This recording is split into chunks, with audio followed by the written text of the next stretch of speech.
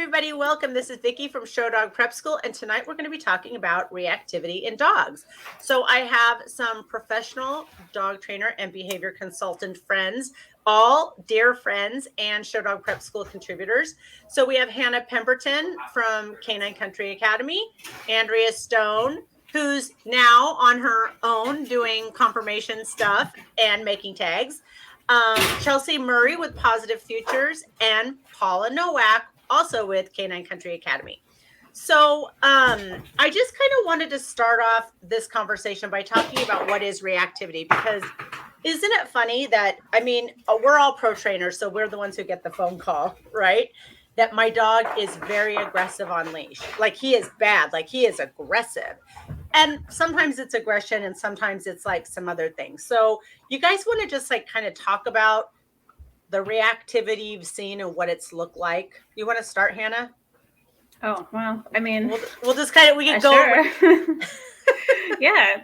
I mean, what it looks like is usually people who kind of let it happen for a really long time. And so it's a pretty regular thing that usually there's one instance that just kind of pushes them to, want to actually reach out.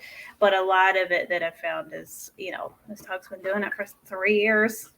Okay, let's try working on it now. And then if it's not a lot of practice behind that. And not immediate results are like, oh, well, I thought this would be faster. And I'm like, it's a lot of practice of 3 years and 2 weeks of working on it. Yeah, exactly. But, we see big dogs, small dogs, it doesn't really matter the size. When people get kind of to that point, they just want help to stop it. So I'm going to kind of move around in a circle and then we'll just go free discussion. So Andrea, what do you, in your work with reactive dogs, and for me it's been my own dogs as well as client dogs, so I have dogs of my own that are reactive, so what do you see in terms of behavior that you would call reactivity? So most of the reactive behavior that I see in client dogs and my own dogs, and this is like pet dogs or even conformation dogs, barking, lunging, jumping, of course, in a dog show environment, it's on leash, so it's usually barking and lunging or bouncing.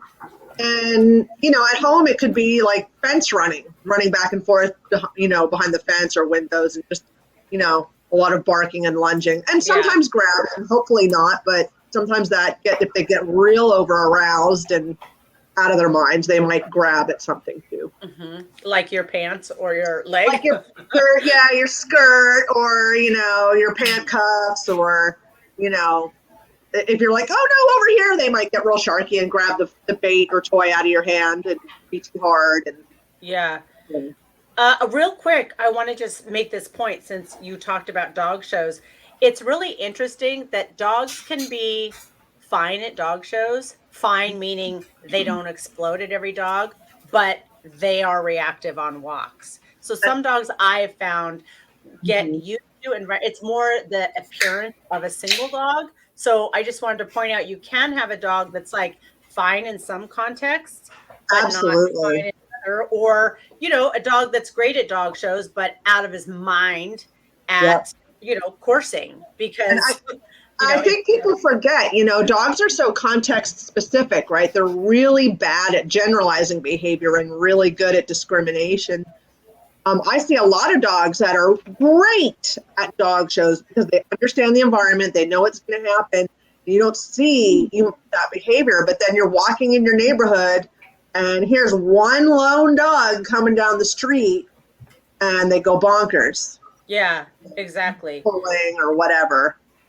All right, I'm going to move on to Paula, and tell me, what is your opinion on some of the things that you see in reactivity, like what behaviors you see, but also what do you think the causes are of it? Sure. I think one thing that comes to mind, and I know we all agree on this, is when we say a reactive dog, we don't mean that the dog itself is reactive. It's a response to something in their environment. So we are very careful not to label dogs, but for the context of today's discussion, we say reactive dog because they're not reactive all the time, typically, if they're truly reactive. And what has already been discussed is the over response to something that we would think is pretty common. Seeing a dog or a trash can or, something that's pretty benign, but they blow it up. Yeah. You're picturing that right now. But if they blow it up out of the water and you're like, whoa. And so when I look at it, I look at the whole picture. Who is this dog? What's their DNA? Some breeds are more likely to be explosive. I live with terriers, and now something's setting them off. So I'm like, what is that noise? I thought it was Hannah with the puppy over there. No, it's my house. But DNA is going to play a role, and then also how they're raised, what happens in their world. Something either doesn't happen or does happen, right? So a lot of times we see dogs that are fine, okay, as puppies, so up to 6 months, and then 6 months hit, and all of a sudden they're at the end of the leash freaking out, but maybe we didn't address something or notice something as a puppy. And so the puppy's just like, you know what? I have to say something about this because it's never been addressed. So it's that nature and nurture. I don't see it as one thing. And so often people think like, oh, I did this to my dog. Lots of times you just don't know what you're looking at. And that's why it's important to get involved with professionals, because we can notice stuff early on to say, hey, that's a concern. And they might look shy initially, or easy puppies. Easy puppies always scare me. Oh, he's so easy. And you're like, oh, that's not good. That means something bad's going to happen later. But that's what I tend to see is an over response, and it's nature and nurture. And there's things that we may miss or that we do to make that behavior happen. And in different environments, it could be very different. Like they could live in my house and be fine, but then they go to someone, if you foster, you go to someone else's house and they can't handle it because the person isn't able to create the environment that supports them. Yeah, exactly. I just want to point out for everybody who's watching, Chelsea Murray actually did a reactive dog webinar for us. So that's available on Show Dog Prep School. I know Chelsea does remote sessions for this. Do any of you other ladies offer remote sessions for reactivity? Yeah. I mean, I will if it's for a show dog only. But I have to tell you guys, before I jump into Chelsea's thoughts on what she thinks the cause are, I have to say, you guys, like I did for years before I did only confirmation, I did in-home behavior consulting for years. So I did all sorts of classes and then going to people's houses. And it got to the point where I didn't even want to take reactive dog cases. And it was because client buy-in, owner compliance, meaning that they actually do the homework that you give them, is very difficult for these cases. And that's sometimes. I kind of stopped taking reactivity cases for the same reason. And I don't find it a hard behavior to improve on. It takes a long time and you have to do the work. But I didn't find it onerous. Of course, maybe that's why I'm a professional dog trainer. So one of the things I offered, and I didn't get a lot of buy-in on it, was walk and trains, where I would train the dog a couple times a week, and then we would hand off, and the owner we would walk together, and I would transfer, so that the dog had the skills and the experience, and then the owner could take those skills and watch, and then I could coach them. And the couple people that did do that, we had a lot of success, but a lot of people just didn't, they just wanted a magic wand or something. Oh, yeah. Well, I think one of the problems too with reactivity is that by the time we as trainers get a call, the clients are so exhausted.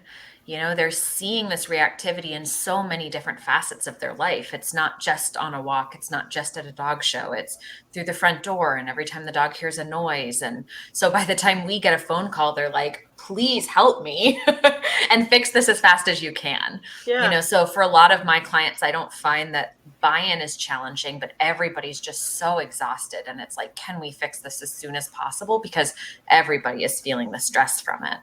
Yeah, I agree. Chelsea, what do you see as, or what's your opinion on the general causes of reactivity? Yeah, which are usually barking, lunging, carrying on the leash kind of thing. Yeah, I live a little more in the city too. So a lot of my clients live in condos and apartments. And so we have a lot of street traffic. We have a lot of people walking by other people's homes.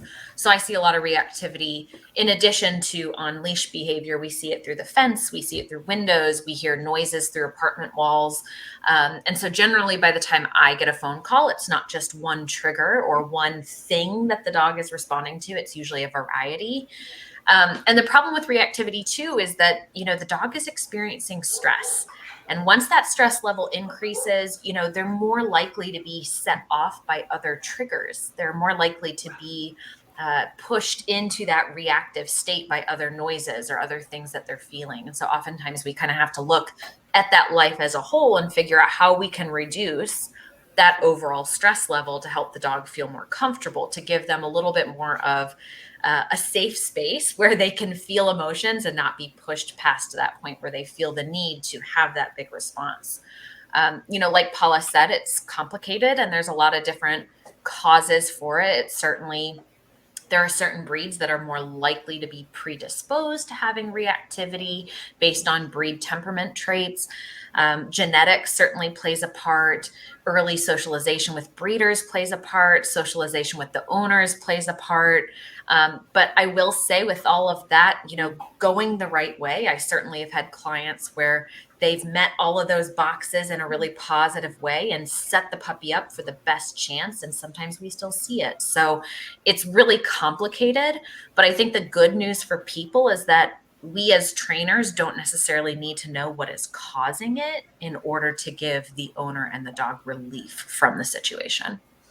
I think that's a good point, because for me, any sort of reactivity, meaning I'm talking mostly about leash reactivity, so for this particular comment, but whether it's the dog's afraid or overstimulated or excited, I mean, generally my protocol for training, it's going to be pretty much the same. Is that how you guys deal? Like, it doesn't matter if the dog's excited or afraid, whatever the dog is telling me that in this environment with this particular trigger, we call it, which is the thing that's making the dog go off. And it could be another dog, it could be a car, it could be a cat, it could be a person, it could be little kids. There's a million things it could be. But in this instance, the dog is saying, I can't function right now in this environment. Yeah. So I guess that, go ahead. Well, it's pretty much I've used pretty much the same techniques, but there might be some nuanced differences in how they're applied or what I use as the reinforcer for the desired behavior. Like a dog that's maybe ramping up towards reactivity to other dogs, but it's based on frustration that's manifested because they want to greet. Yeah. Maybe I will let them meet the other dog contingent upon getting calm behavior. Whereas obviously if it's a dog that's uncomfortable, we're going to get more space and just work on pairing. But, the essential thing is, right, I'm looking for the same behavior, but how the nuanced application will vary depending on, probably the emotion behind it. Yeah. I wanted to say real quick too, because Chelsea kind of hit on this, but when this is ongoing, like a dog is reacting on a daily basis. So this is particularly important if you have a dog who's reacting at the fence line at your house or at your front window. Like, those dogs are frequently living in a constant state of anxiety and high stress. And so that affects all different parts of our body. It can actually make them pretty sick. It can create gut issues. It can create all sorts of other things. So it's not just that it's annoying barking for us. It's that these dogs are really suffering and they actually really need some relief and some help. So I just wanted to kind of point that out. I think that's important too to look at, Vicki, because when we talk about our reactive dogs, oftentimes, like as a trainer, I get phone calls from people and they're struggling with teaching their dog obedience, right? They're struggling getting certain behaviors from their dog. I just want my dog to pay attention. I just want my dog to be able to walk on a loose leash. Why can't my dog sit and stay? I need them to stop these things. Mm-hmm. But in order for a dog to effectively learn, just like a human, they need to feel safe. All of their base level needs need to be met. And so when we look at these training plans, like Andrea mentioned, like the foundation is the same. We need management to make sure that we're doing what we can to reduce or prevent, but working with the trainer, there are little things that we can see and tweak depending on the age of the dog and the breed of the dog. And if we start going through a protocol and we go, you know what, that's actually stressing the dog out more. Or you know what, this is a teenager and that dog wants to stay in motion. Instead of stopping, let's keep them moving. Let's do a circle. So I think the nice thing to know about reactivity is that, yes, while the base level stays the same, and while we do need to make sure we're keeping an eye on that overall stress level and reducing it where possible, there are always things in the program that we can tweak if you aren't finding success. Absolutely. I want to point out that you, Vicki, and Chelsea brought this up about the stress levels and like all the chemicals that are released and that sort of thing. The other component, I said nature and nurture, is pain or a medical problem. So if these things, whether they creep up over time or they're all of a sudden your dog's acting out, there may be something that's not right. I have a 15-year-old dog now, but when he was younger, he was great with other dogs off leash, interacting. And then all of a sudden, he started fussing at dogs smelling his rump. Mm-hmm. And it was very out of character. And for years, I didn't know why until I learned that there was a dog chiropractor and he had some misalignment. And once he was aligned and he was feeling good again, it just went away. And so you have to look at the whole picture. And sometimes that's a test and see, what is the right answer? Because there isn't a perfect recipe. I mean, we would all just be like, here's the protocol. We have to look at the individual. Yeah, absolutely. I want to touch on, Chelsea brought up management. So I just want to talk about that for a second. So people know that even if, whatever the behavior issue is, if the behavior is not fixed and how you want it, there are other things we can do that aren't necessarily training, but they can manage us through situations. So we can maybe decrease the dog's stress a little bit more, prevent reactions from happening. So like, for instance, if you're walking with a dog and you see another dog coming, you could duck behind a car or throw kibble on the ground so the dog starts eating. You guys want to talk about management a little bit and just ways that people can like cope with this just long enough to really get some training and behavior mod on board? I just wanted to throw out there, one of the reasons management while you're training is so important is, we talked about stress and all those cortisol dumps that your dog gets every time it has a big explosion, those chemicals stay in their body for 3 to 6 days and they make a reaction even more likely. So It's like this big old snowball. So, that's what management while you train is so important so that your dog can continue to learn once you've started. Totally. And then I've talked about it. Probably Chelsea talks about it in her reactivity webinar, but trigger stacking, where it's just like, and the dog is constantly trigger stacked if they're living in a state of like I've worked with people who will call me over and I go there and it's like, when was the last time this dog went a day without having a reaction? If they tell me that never happens, I'm like, don't even leave the house with this dog for 3 days. Like, this dog needs to detox. Like just come down. Because if the dog, imagine if you're just like, I don't know, living with someone you hate. Or like Paula said, even if you're, having horrible chronic pain all the time, like there's things that can trigger it, that can make it like it's going to happen even faster. I think the important thing to remember too about reactivity and behavior in general is that when a behavior happens, it becomes more normal. And so if I've got a high arousal teenager and I'm playing fetch all the time, I'm making high arousal behavior more normal and more common for the dog. If I've got a reactive dog and they're constantly reacting to everything, it doesn't matter if I'm working through a behavior modification training plan, if they're also then experiencing all of those stressors all the time, because that behavior is getting more normal. So the management not only helps the human keep their sanity because it reduces the amount of reactions the dog is happening. Right.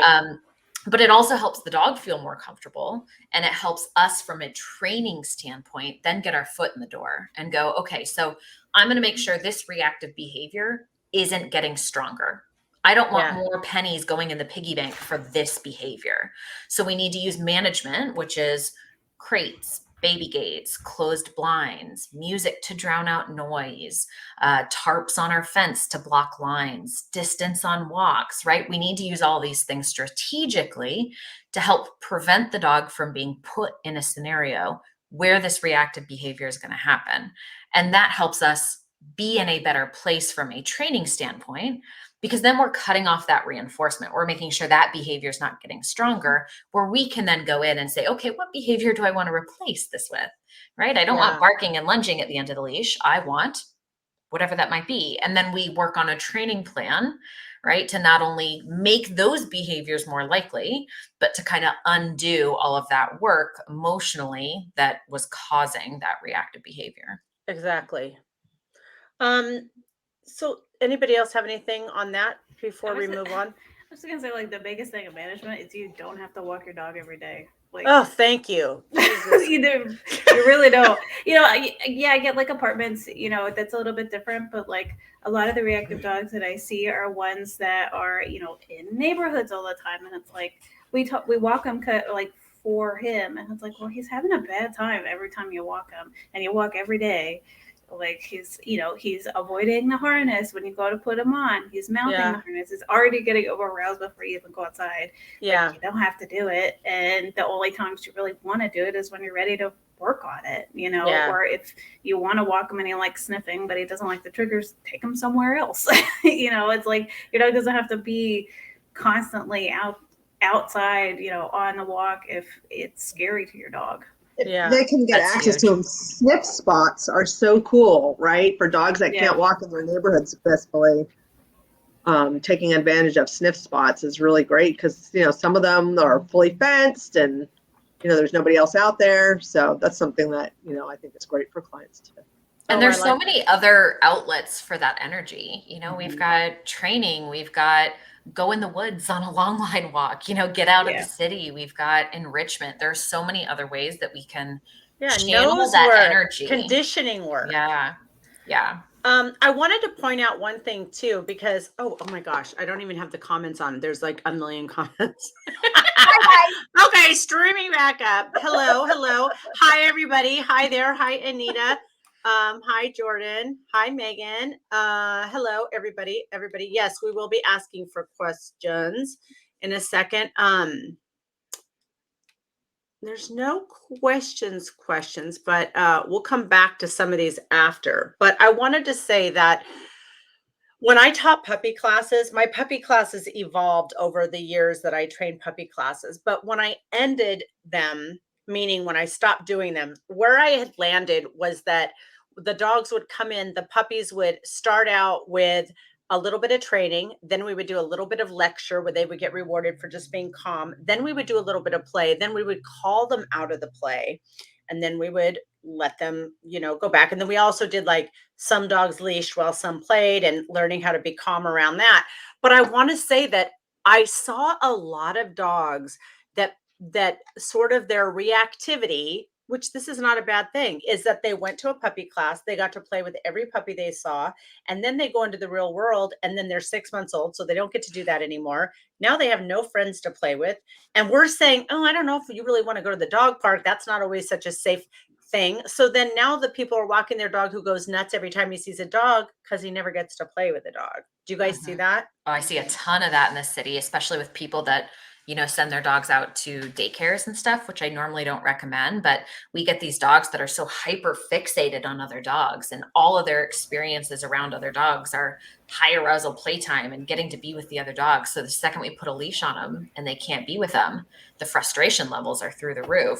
Right. So a lot of the times in our group classes, and when people are like, I need to work on, we want social time around dogs. I'm like, great, we're going to sit down and it's going to look boring. We're going to do nothing because the dogs are learning how to coexist with other dogs. They're learning how to relax. And to it's not me- as sexy as like all of the Right. It doesn't look like we're doing much, Yeah. but in reality, you're giving the dog real life skills that most dogs struggle with, which is the ability to just be around other dogs and be around distractions. And I think that that's a really good point about reactivity. It is that it's not just fear-based. It's not just a dog that's so overwhelmed with negative emotions about the world. It can very easily happen for a dog that has tons of positive emotions, but they Yeah. just are lacking that ability to control it. Well, and I would say probably that was the biggest overexcitement to greet other dogs was the biggest cause of on-leash reactivity that I dealt with. Because when I was teaching group classes and taking privates, it was in Seattle, like, you know, right in the middle of the city. So that's almost bar none the leading cause that I saw. I want to just hit Silky's comment. Think it's a bit flooding situation it shows. I think that that can actually be really true. Not always, but for sure. You know, if sometimes, like I said, it's the sudden environmental change. It's the dog that's like, oh my God, there's a dog that shouldn't be there. Or there's a thing that shouldn't be there. Or there's a dumpster that shouldn't be there. Or there's a recycle bin that shouldn't be there. Or there's, you know, whatever that the dog goes, oh my God. But there also, to Silky's point, there actually could be where either the dog gets in big trouble for reacting, so they just stop, right? They haven't learned how to feel comfortable with it. But if you punish them enough, sometimes they shut down. And that's pretty much what flooding does. It's if you just immerse the dog in the situation and not give them a way to get out or to protect themselves, then frequently they'll stop reacting. But it doesn't mean they're okay. It just means that, you know, we've sort of squelched that for now. Any comments on that? Everybody's muted but me. And Well, I I would have say these things on, so I feel like I'm not really sure if I'm hearing. Puppies running around and growling. I think the flooding at a dog show certainly, you know, can happen, but I don't think that's always the reason we see dogs that are okay in one context and not another. Because, I agree. you know, as I mentioned, some dogs are just, you know, or dogs in general are super contextual. And like for my own dogs who tend to be more reactive on walks than at dog shows, I think a lot of it is because when we're at a dog show, we have a routine. They know what they're supposed to do. When my dog is on a leash, I'm working that dog. We are doing something. As opposed to in the neighborhood where we're just like tra-la-la, and then one dog maybe shows up, you know. Yeah. But yeah, I think there's probably a lot of telltale signs if the dog is flooding. If you haven't been like, you know.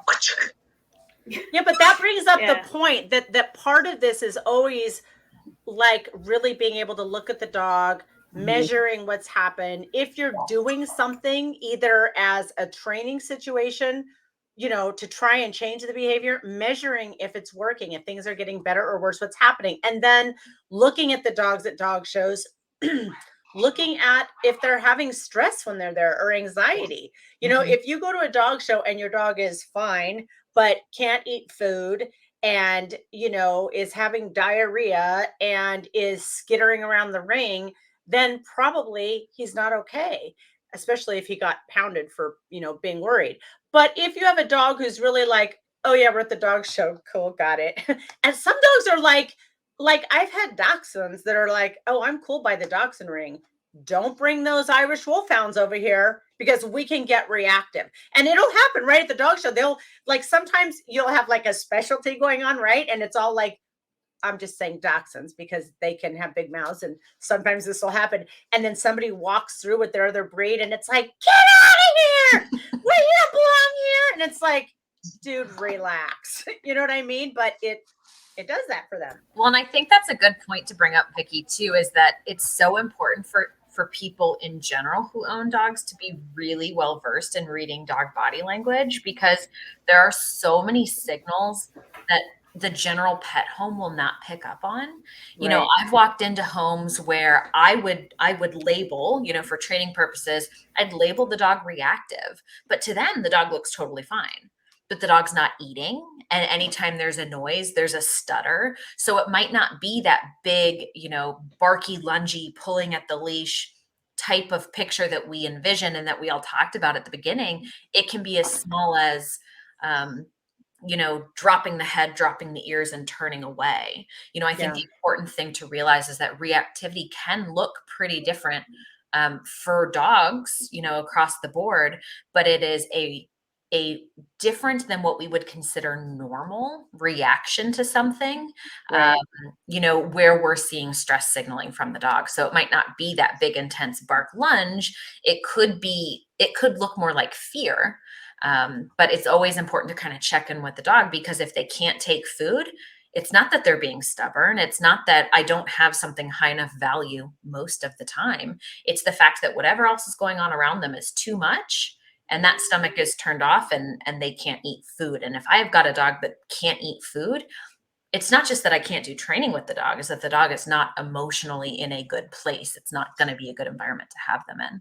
Absolutely. And I would say over arousal might be, right? You might not see that sort of shut down, can't eat, but you might also see, instead, depending on the dog, over arousal, where they're jumping up and they're not like coming, right?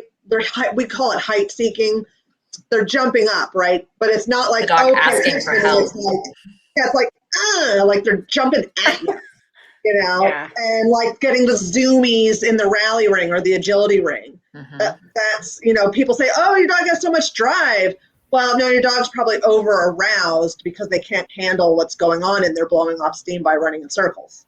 Yeah, I see a lot of fool around, and a lot of the clients that we work with, it's like they're fool around in other contexts, so they seem like they're fine, but like they're really, I have a dog come in and they're like, oh my God, this is so great. I mean, they're jumping everywhere. And I'm like, this is not a super normal excitement level. Like, this is a little over the top, but it's not Christmas Day, like every day.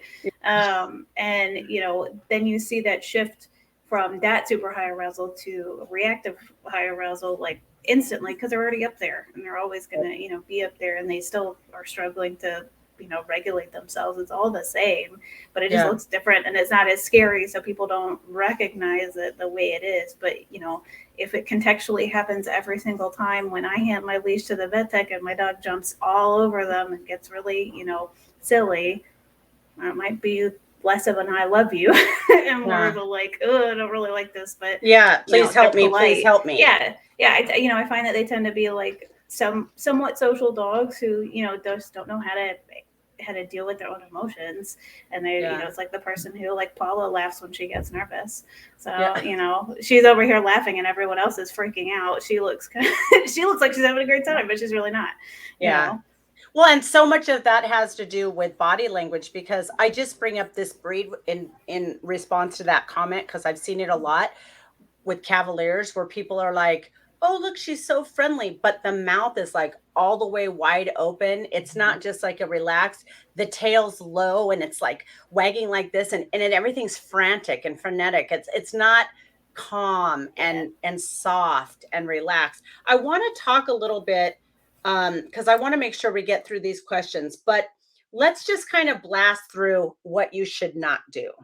Like, what do you not want to do? I'm just going to start and say, the very common thing to do is to, especially if you're somebody who has dogs forever, and basically your go-to is, I reward the dog when they do something good and I punish the dog when they do something bad. So when the dog does something bad, meaning barks at another dog or lunges, and sometimes it's because frankly the person's embarrassed and just wants to look like they're doing something, they'll physically correct the dog.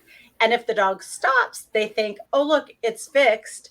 But I think all of us here would argue that we're really just kind of creating a ticking time bomb by saying, we're just going to put a lid on this behavior instead of really get to the issue of what's happening. Well, and that might even just create a chained behavior, right? Where the dog reacts, you go, and then they stop. And you never actually see a decrease in the dog initiating the behavior.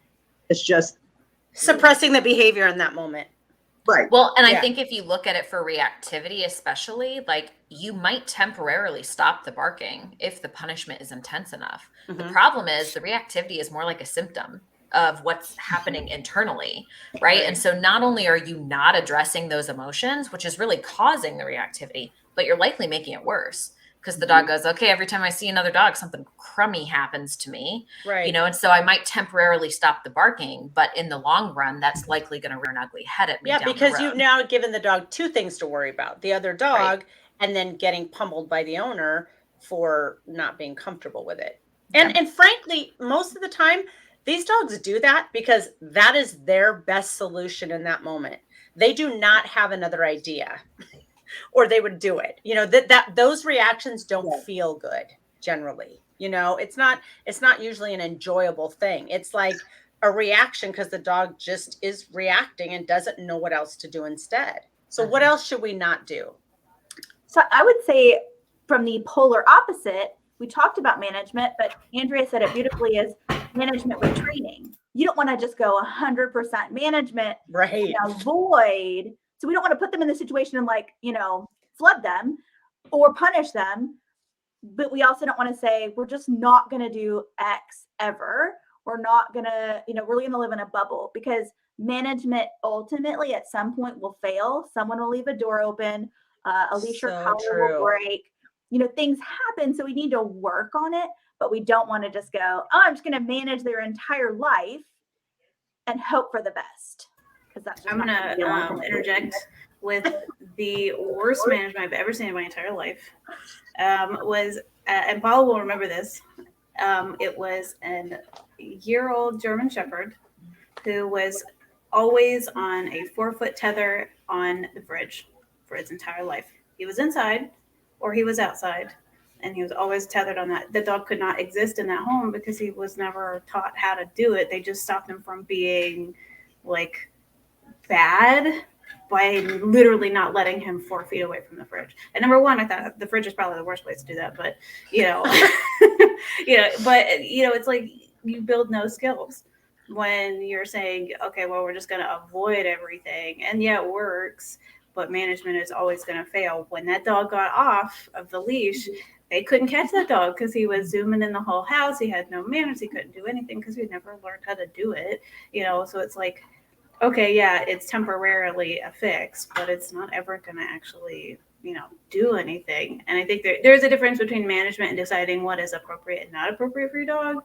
I wouldn't take, a reactive dog to Bass Pro Shop, I just wouldn't. But, there's a difference between adjusting a little bit and deciding what is and isn't right for your dog, and then building skills. Yeah, exactly. Yeah, because management is just stopping the expression of the unwanted behavior. Right. But the problem is still there. And as soon as you put the dog in the same setting, it's going to come right back if you haven't given them any skills. Exactly. And actually that punishing to suppress the behavior in the moment is actually, poor management. I mean, it's like they're just doing it and getting through the situation. I'm going to talk real quick about a dog that I'll say I showed him, and he was dog reactive, and finished, but I was always working on it. And then eventually the dog went with a handler, and you didn't see any reactivity. He had a huge career and did very well. And then, when he went home after his career was over, they pretty much had to get rid of all the dogs in the house. And my feeling is that the behavior was suppressed through years of just doing this thing, but not really addressing it. Mm-hmm. So I just feel like, I want to comment real quick on this, or respond to this comment from Jamie. And I know Jamie has Pharaoh hounds, so I'm assuming you're talking about a Pharaoh.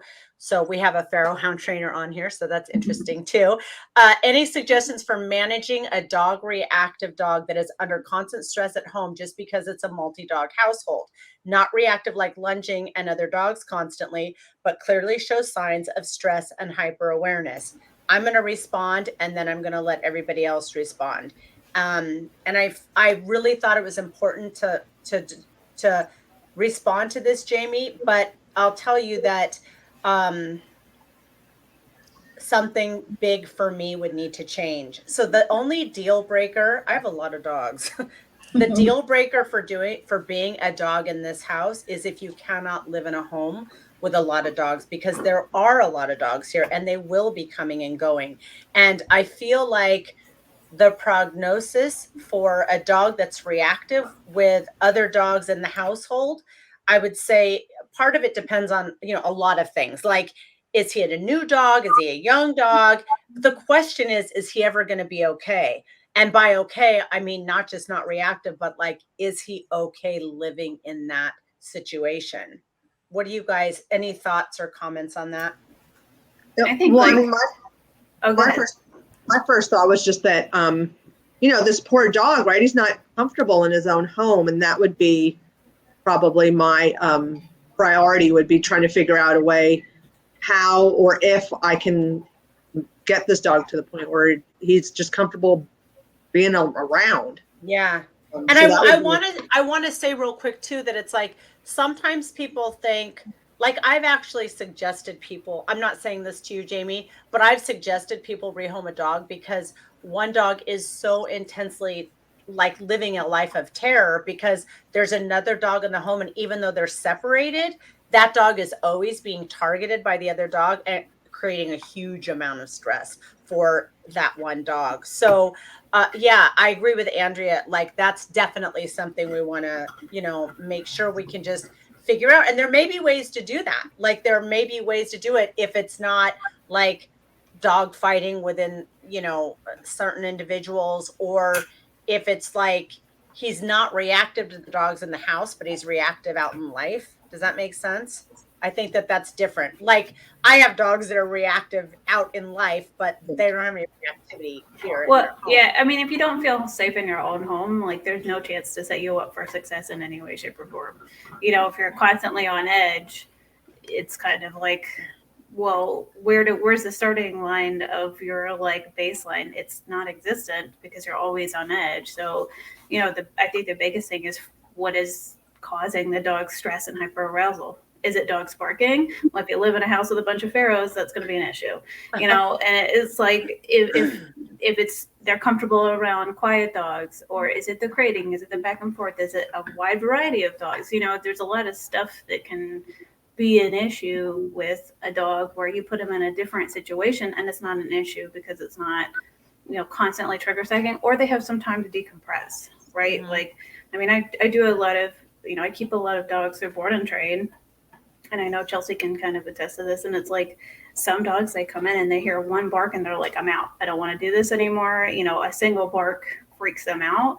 And it's just, it is who they are. And so we work on, like, it's okay if that dog, has a little, something to say. You don't have to panic. But it's much easier to work with it's one dog and one dog barking versus a bunch of dogs barking and a dog who's trapped with them all the time, doing that. So it's kind of, you want to see what's causing the issue to start with. Why are you uncomfortable? And then start to kind of address that. And you could add some, natural calming stuff to, like an adaptive collar and other. Hannah, you do remote sessions for this, right? Mm-hmm.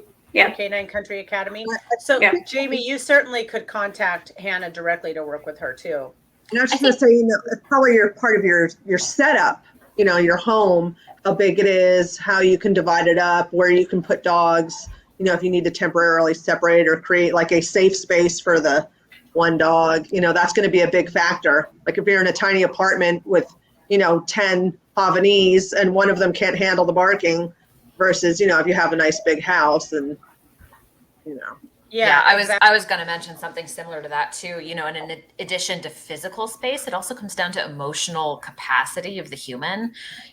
Lots of people live with divided households in multi-dog households for a variety of reasons, whether it's reactivity, whether it's, food aggression, dog-directed aggression, human-directed aggression. But at the end of the day, like, that takes a lot out of the human caregivers. So you always have to address not only what's best for the dog, but also what's best for the human and what you're realistically capable of doing. So I think that if living in home is becoming stressful for you and for the dog, it's absolutely time to bring a professional in to help you evaluate that and kind of address some of those tricky situations. Sometimes it's an easy fix. Sometimes it's something we have to dive a little deeper into, but everybody deserves the right to feel safe and comfortable in their own home. And I think a lot of times we put guilt on people. People feel guilt if there's something, I can't do this. And, I think if you're trying to do the right thing for the dog, there really shouldn't be guilt there. Yeah. And Well, for you, Yeah. I always like to tell people too, they're like, gosh, well, I've done everything. And I'm like, well, you've just done everything that you know. Yeah. And it's time to bring someone else in. Yeah. And I will say, as a professional dog trainer for 12 years, 2 years ago, I had to bring in Suzanne Clothier to help me with 2 of my dogs who were having issues, and they now get along. But, going through that process took time to unpack it and to kind of learn. I mean, I help people with that all the time. Like, I've had so much I know, but sometimes it's really, as we all know, because I probably talked to all of you about training stuff, like this is what professionals do. In my opinion, if you're a good trainer, you're bouncing stuff all the time off your colleagues. You're always like, dude, what do you think about this? What would you do? So it's not like, I'm Vicky, so I just handle everything here. It's like, no, I was like on the, computer with my vet about Mary and messaging Anna about her supplements. And, because for one thing, not everything is my area of expertise, but not only that, but I'm so emotionally invested that I can't even make decisions always based on what's right because I'm wrapped up in it emotionally. Yes. Yeah, and and it's going on for a while. At some point, you kind of get desensitized to it, so you don't see it. Like, and like Hannah and I work together, so Hannah will be like, "Did you notice that?" And I'm like, "What?" Like, because you live with it, right? Yeah. Someone else can see it and point like, "Oh, this. Did you not notice this?" And you're like, well, I mean, I can't count the number of times I've been into a household and I'm like, you live with this every single day? Like, how do you live with this? And they're just like, well, it's just, it is what it is. And I was like, that's not like comfortable for anybody. You're living with 2 dogs who are trying to kill each other every day. And you're just like, well, that's fine. Sometimes they, put holes in each other. It's fine.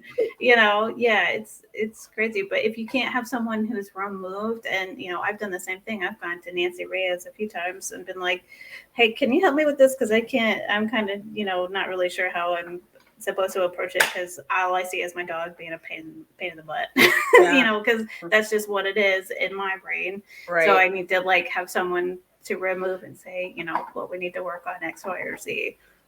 And it just helps to kind of have someone else there to work on it separately.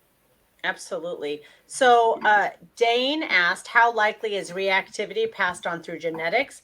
I would say that genetics is always a part of who the individual is. So a piece of that at least. But I really feel like how we handle this early on can be a game changer. Because I've had people who, they were told their dog is reactive when they had, they barked at a person one time, and it's like, and I'm like, oh, just do this and this and this. And it's sort of like, I'm not saying it just goes away, but it's like, it wasn't a whole reactive case. It was like the dog was 5 months old and decided he would see what happens if he barks at someone. So I think that how we deal with it early on can certainly, affect that. Do you guys agree with that? Totally. Well, I mean, like whenever somebody asks, well, is it nature or nurture, right? Is it genetics or training? The answer is it's always both. It's always both, right? Because your genetics sort of lay that giant roadmap of like who your dog could become, and the environment and setting that your dog grows up in and the training and all that sort of helps guide them to where they are. But so it's never just one or the other. It's always both. Absolutely. And I would say there's some traits that might be innate in a dog that would make them more likely to be reactive. Dogs that are very vigilant or aware of their surroundings, so maybe like your hunting dogs, like sighthound type dogs that are always looking for stuff to kill, or herding dogs because they have to, and a high level of arousal. So if those are happening together, it might make your dog more likely to be reactive, but well, maybe you can have great, breeding pairs and not have any traits, and then that one puppy. Yep. It's like all of these dogs are great. There's never been an issue, and then there is. I mean, it's pretty fascinating that way. Some of the traits that can make a dog more likely to be reactive, I personally enjoy. Like, I like my, ready to get in there, prey-driven dogs that want to go out coursing and they want to do the thing and they want to play tug and they got a lot of fire in the belly, and I like that, so I select for that. But the flip side of that is in the right, or I guess the wrong set of circumstances, they might be more reactive. Yeah. I want to see. We have 10 minutes left, and I want to see if we can tell people what they should do. I am going to. I know. So basically, my go-to is desensitization and counter conditioning, and some classical conditioning sometimes too. But I don't want to explain it because I just feel like Chelsea is so good at explaining this. So one of you guys, but I'm kind of threw Chelsea under the bus on that one. What's a simple way? Do you think there's a simple way to explain what desensitization and counter conditioning is? So desensitization is very slowly getting the dog used to something. It's starting at, let's say we're talking about a sound. If I record a doorbell and I turn it on at the lowest possible volume my phone can go on, and the dog has absolutely no reaction. And over time, I just very slowly hit that volume button and it goes up and up and up. And this could take place over several weeks or months. The dog is having no reaction the whole time until eventually that volume is at full capacity and there's no reaction from the dog. So it's very slowly getting the dog used to that stimuli. Counter conditioning is often used when a dog already has a negative association with, we'll say, this trigger. So again, a doorbell. If when the doorbell rings, your dog is barking, then that means your dog already has emotions built up against this noise. And so in that case, what I do is use counter conditioning, and I do also use desensitization. So I would take this noise and I want to pair it with something really good so that over time, basically that noise that used to trigger this barking response because the dog felt stressed, now the dog has so many repetitions, we'll say, of doorbell cookie, that now the dog hears the doorbell and they turn and look at me like, hey, where's my treat? But it's a little more complicated than that, right? Like that's the really stripped down version. But I use a combination of the two because we don't want to put the dogs in a state of stress, right? And if they're already in a state of reactivity, then it's really not a functional place of learning. The dog is then over their threshold or over their tolerance. So what I like to do is, again, take that recording of the doorbell, turn it down really low, and we play games where maybe one time the doorbell is on really, really low, playing in the background, and I'm doing hand targets and settle on a mat. And it's almost just so quiet that it's a distraction, right? And that would be desensitization. It's on background in the noise, really quiet, and over time that can build up. And for the dogs that have really big feelings about something, and this goes to like prey drive reactivity too, then I like to pair the sight, the smell, the sound with something good. So I stand far enough away from the trigger or turn the volume down low enough, there's still no reaction, but I can then pair experiencing that trigger with a treat. And over time, when we can do that, we start to get rid of the reactivity, right? Air quotes, get rid of the reactivity because I'm replacing those negative emotions with positive ones by turning the presence of that trigger into something positive for the dog. So basically, what she's saying is that we're just exposing the dog to the thing a little bit at a time while pairing that exposure with something the dog really likes. And I would add that we talk a lot about thresholds when we're doing reactive dogs. So if your dog is over threshold, then it's too close. Like the dog needs to be able to, these are my questions in From Shy to Showy, which is available as a webinar and a class. And Chelsea's reactive dog webinar gets into this too. But we're actually wanting to make sure that we keep the dog under threshold. So we need to make sure that the dog can hear us, eat food, do normal behaviors that they know how to do on cue. Like if I ask the dog to look at me, he can. If they can't peel their eyes away from the thing, they're too close. If they can't eat food, if they can't breathe, like I've seen dogs actually hold their breath. They're so tense. They're just like, and you're like, okay, this this isn't good.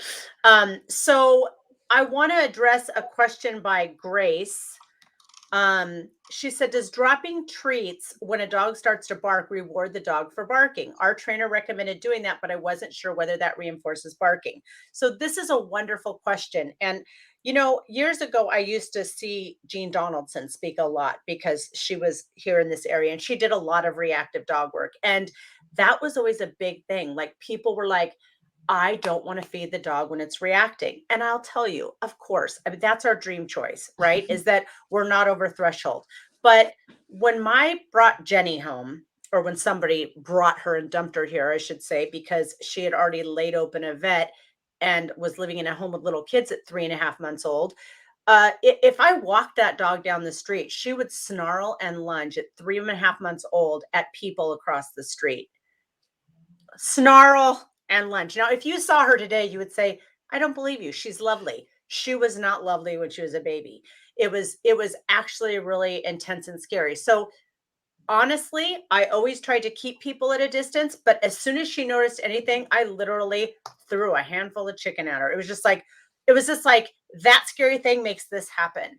And then what happens really, really quickly is that she went from looking at the thing to looking at me. So now it just goes from classical conditioning, meaning, you know, scary things are predictive of chicken. It's like she now has learned I will make a decision to look away from that thing and look at her and get paid. So now I've got an operant learned behavior on board. Nice. So I would say the dream choice would be that you could get that food on the ground after the dog notices the trigger, but before they start barking. Or literally, you see the thing, you turn with your dog. I teach a turn and go this way, and we just get out of there. It's a management skill, but sometimes it becomes a training skill if you just need 15 feet and then the dog can cope, right? So I might just move the dog away, re-engage the dog, and then, you know, they might not need to go into barking. Does that make sense? I totally agree. And I would say, you know, to try to answer the question directly, if you kept putting your dog in a situation where it was going over threshold and barking, and then you were dropping food on the ground over enough time, if you just kept repeating that, maybe you would be reinforcing the barking. But that's really sort of like when your dog is over threshold and you're throwing food on the ground, you're really, like you said with the chicken, you're really just stopping the baby from sticking its finger into the light socket, right? You're just trying to get the dog out of that response so you can move away. And then in the future, like, okay, I need to keep more distance. I need to get better, you know, I need to teach a dog a turn and go or look at me or some other way to get them out of there. You don't want to keep putting the dog over threshold. But in the short term, no, you're not reinforcing it because the dog is in an emotional response. It's not thinking, oh, I'm going to bark at that dog and mommy's going to give me a cookie. It's going, oh my God, a dog, blah, blah, blah. You're not reinforcing that emotion if it happens a few times while you're training other skills. No.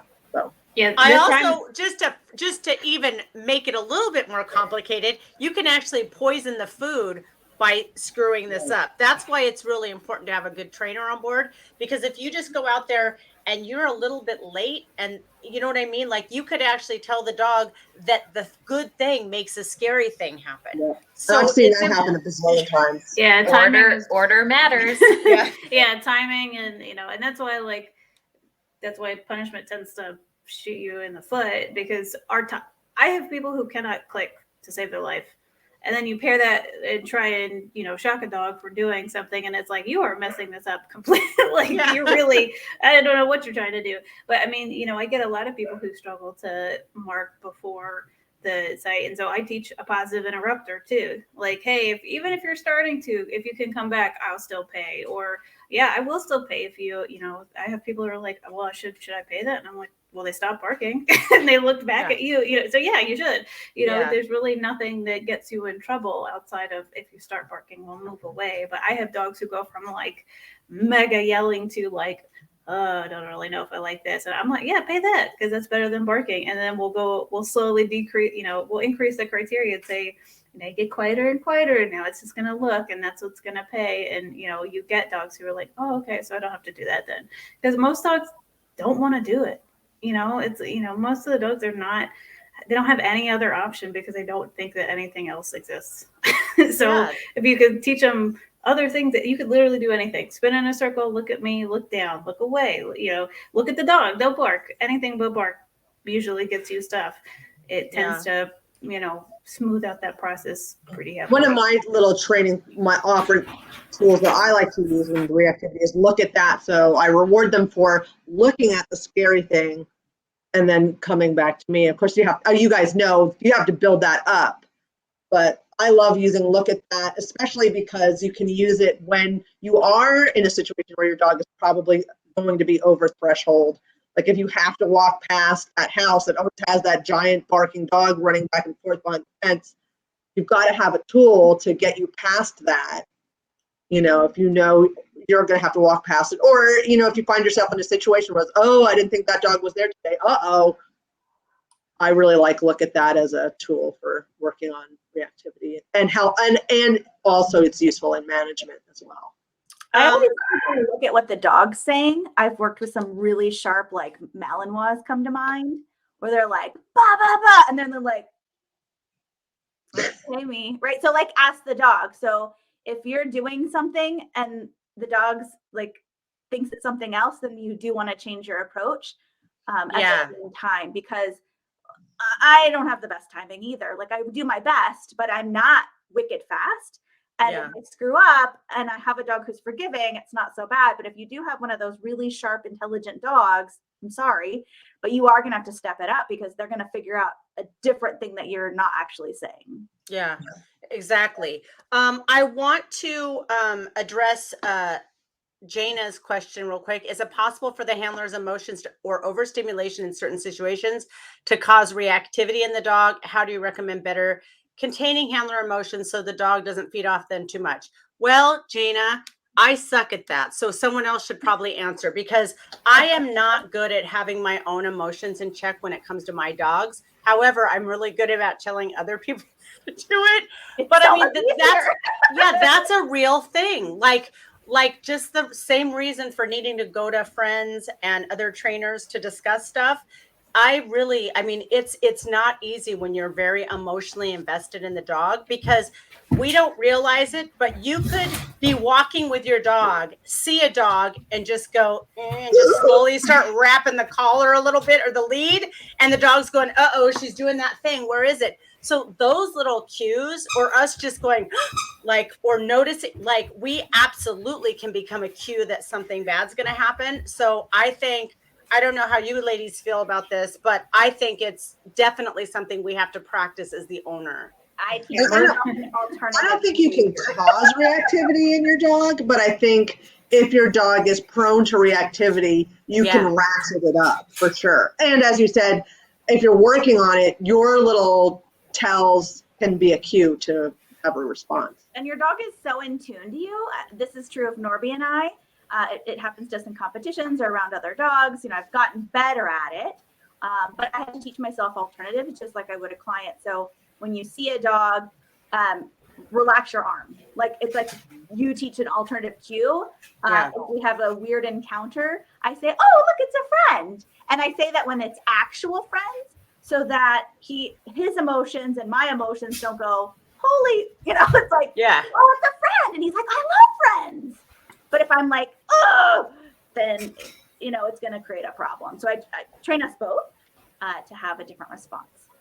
Exactly. I think one of the things too, when we talk about working with reactive dogs, a lot of people are like, okay, well, my dog is reactive to other dogs, so I need to get out to a place with a bunch of other dogs, right? And obviously for any trainer, that is our worst nightmare. We're like, no, you don't need to show me the reactivity. No, we're not going to go to the park. We're not going to go to the store. Yeah. We're going to have very structured and controlled environments. And those environments not only help the dog be successful, but I think if you're struggling with your own emotions and your own stress, which is totally reasonable, if you're used to your dog having a big reaction, it's normal for you to predict that's going to happen and start to tense up, and then we can make it worse. But if we set up our training sessions appropriately, we're putting the dog in a situation where they're going to be successful, which means no reaction, which then also gives that human teammate a chance to like take a deep breath and handle it, you know, in the way that we should. Do this. Yeah. So I think that not only are like those structured training setups, but then also giving the owner a big toolbox. Like there are a lot of things you can do, even if this doesn't go as planned. You know, I can show you how to hold the leash, how to maintain your footing, even when you're getting, you know, drugged by a big dog. You know, we can teach you a variety of ways to happily get your dog's attention, to get you out of a situation. And so I think for someone that's struggling with their own emotions, I think we have to address, you know, why are those emotions happening?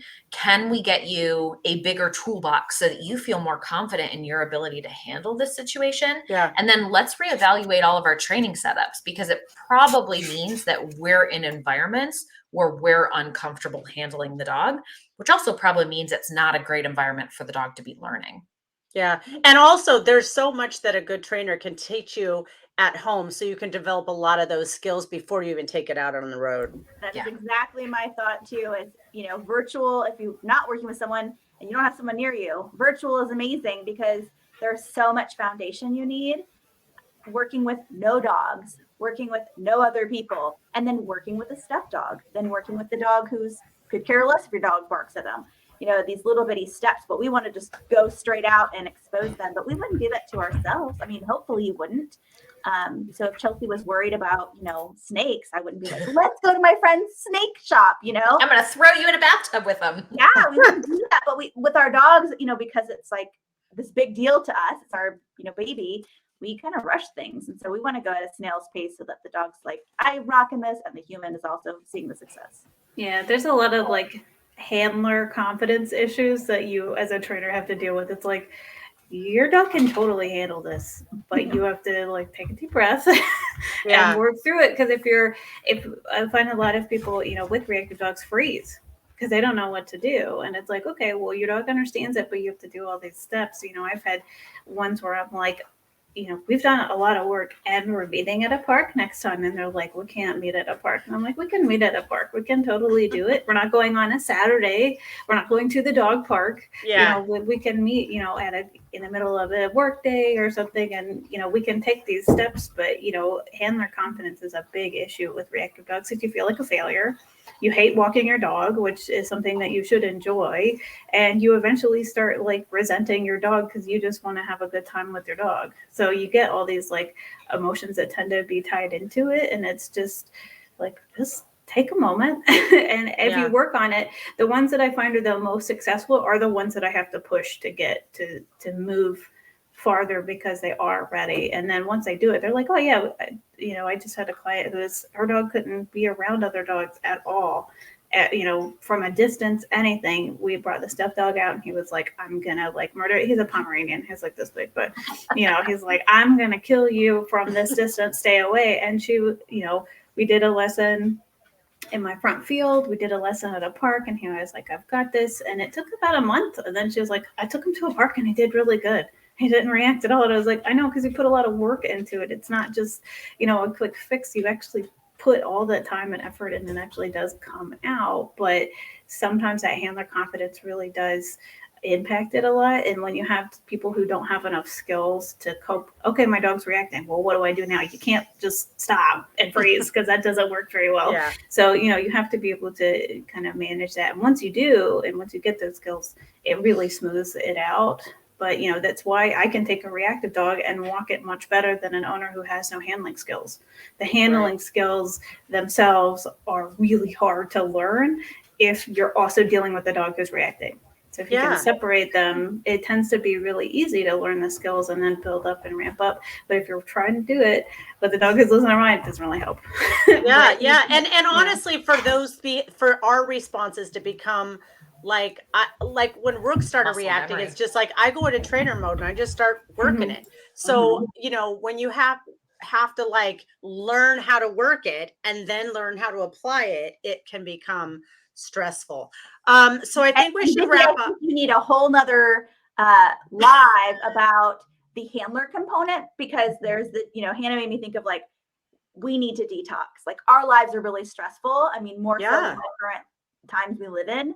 And so if we're like level 10 on adrenaline of 0 to 10, and then we're like, no, we're going to take, Norby out for a lesson, probably not the best idea. Yeah. Because we have a lesson with Hannah the next day, It's, Yeah. so there's a Yeah. whole other component. Well, yeah, I will add on to that. I always tell my clients, if you had a bad day at work, don't go work on your dog's reactivity, because it's gonna it's gonna go downhill, because you're in a bad headspace, and you have to be in a really good headspace to work a reactive dog, because you are not going to add anything good into it if you're already frustrated or already like low tolerance. You have to be patient and you have to be aware. And if your brain is foggy or stressed at all, you're not going to be able to do that. And then you're not going to be able to find success. So again, that kind of goes back to like, it's okay to not walk your dog. And on those days when you're not, when you don't have enough spoons, when you don't have enough energy, like it's okay to say, no, I can't do this. Give your dog another outlet and try again another day. Absolutely. I want to say that I will get on at some point over the next couple of days and try and address some of these questions. I did drop in Hannah and Paula and Chelsea's websites and Show Dog Prep Schools.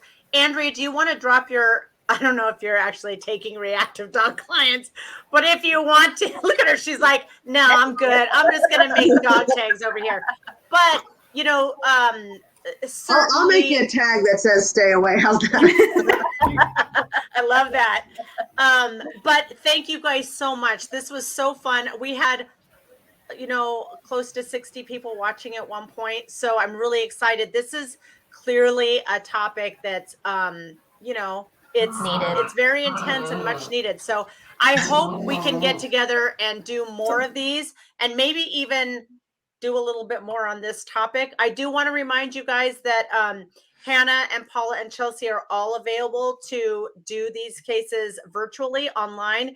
And then Chelsea's got our reactive dog webinar that's offered as a recording, and she actually goes into some of the ways to deal with it. So if you're looking for practical stuff, it's really hard for us to say this is how you do it, because there's so many things we have to look at, and there's really not just like a recipe that I can rip out of this book and give you, because we're changing what we're doing in every second that we're working it. So thank you for watching.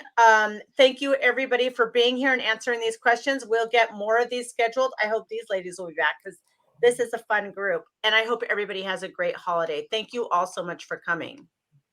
Thanks for having us.